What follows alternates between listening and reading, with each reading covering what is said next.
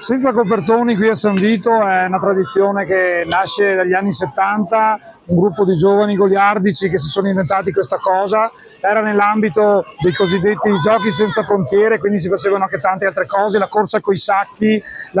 insomma ce n'erano davvero di tantissime. Senza copertoni è sopravvissuta un po' altalenante nelle modalità e anche nell'effettiva attuazione della cosa, nel senso che qualche anno si è saltato. È stata anche open, cioè poteva partecipare chiunque. Adesso c'è la competizione di 4 cantoni, 4 colori, 4 squadre che dividono il paese. Da tanti anni ormai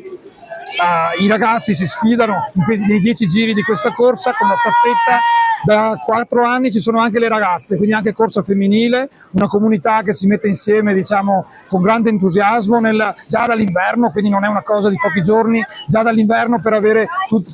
procacciarsi tutto il materiale, per allenarsi, per avere le autorizzazioni, la chiusura della strada, l'ordine pubblico, la sicurezza, davvero tanto, ovviamente anche tanta creatività per dare un intrattenimento a tutta la famiglia, quindi anche ai bambini che sono tanto numerosi in ogni edizione dell'evento, davvero un qualcosa di accogliente quindi per tutti quanti qui a San Vito, e andiamo fieri davvero nel